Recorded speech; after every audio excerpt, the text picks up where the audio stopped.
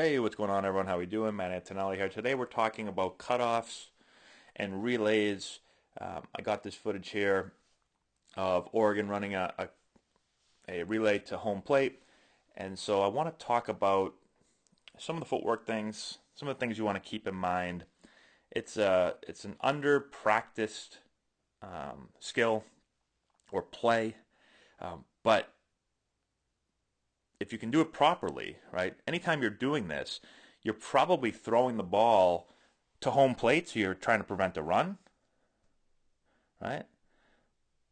Could be a big part of the game. And so, although every play in a game is important, typically these are going to be thrown. You're going to do this a lot to either home or maybe third, but it's going to be a runner in scoring position typically. And so, let's talk about some of the things to keep in mind. The first thing I'll say, though, before I get into the exact mechanics, is make sure you're practicing this. So we put this into our throwing routines, and so when you're playing catch and you're warming up before a game, use that as a training period. And so after your arm feels good and you push back, well, you want to do a couple where when your partner's throwing you the ball, if you're the receiver, act like it's a game, act like it's a relay situation, and go through this footwork when you're catching the ball from your partner. And then you're going to turn, catch the ball, and then just, you don't have to throw it to anyone because, you're only playing catch with one person. So you just kind of pump fake the throw, and then you turn around and you throw it back. But you can really practice this footwork other than just waiting for it to happen in actual practice, because sometimes teams don't practice. We try to practice cutoffs and relays, but we don't practice it every single day. You can't do that. There's not enough time to just practice cutoff and relays. So you might not practice, and some teams might not practice at all. And so don't wait for the game to have this be your only opportunity to really work on the footwork, okay? All right, so now let's talk about what you have to do. So here's the thing.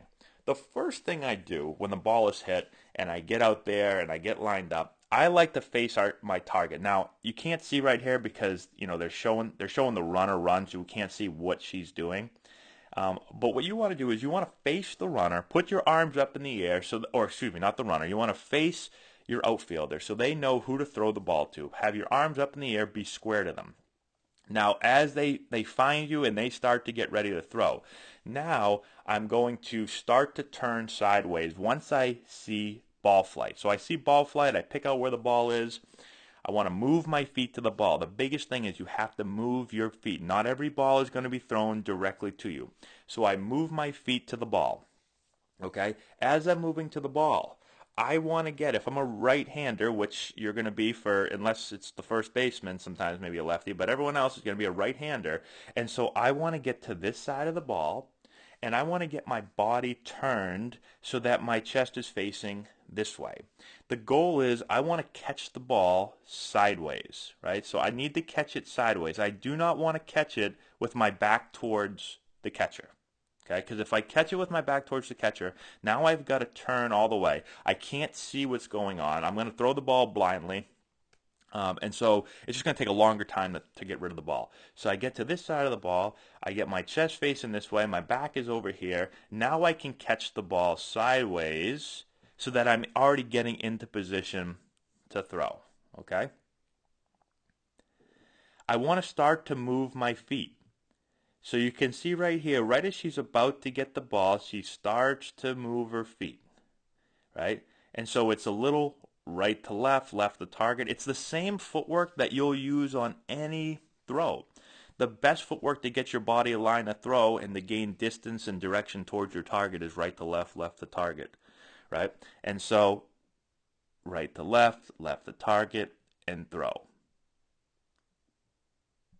So that's really key. So don't wait. Another mistake I see is players wait to catch the ball and then they go right to left, left to target. Once I've identified the ball, I get to the right of the ball, I get my body turned sideways. Now I start to move, right? I want to start to move my body. I'm just cheating a little bit. I'm just getting my body and my momentum going so I don't catch it on a standstill and then have to get going. I'm going to save myself a couple tenths of seconds there. And that might be the difference between an out and a safe.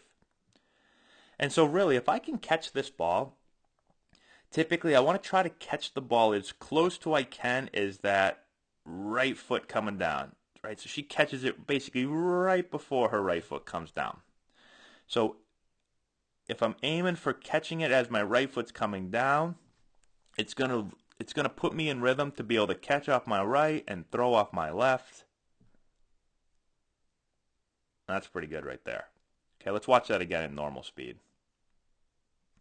So here comes the runner. Goes really quickly. Let me show it again.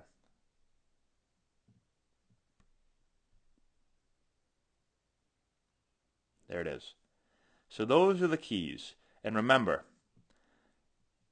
let me give you a couple more things. We could talk a lot about this, I guess. I want to catch the ball basically right in front of my chest. Think about keeping both hands close together. Because I'm going to catch this basically within the framework of my body, I can just deflect this ball. Right? So if I'm good at deflecting, I can just deflect it. Now, if you're not, you can catch the ball, but again, keep it in the center of your chest. Don't reach out to get it, because then I just got to bring the ball back to the center. If I can just turn sideways and let that ball travel and catch it right in the middle of my chest, I'm always going to break my hands and transfer in the middle of my chest. So now I just catch it or I deflect it, and I'm ready to throw quickly. All right, so those are a couple of keys to keep in mind to help with your cutoffs and relays. Make sure you're practicing it. That's all we got. Let me know if you have any questions in the comment section below. Subscribe to the channel. Hit the notification bell. Give it a thumbs up. All that good stuff. And we'll talk to you later.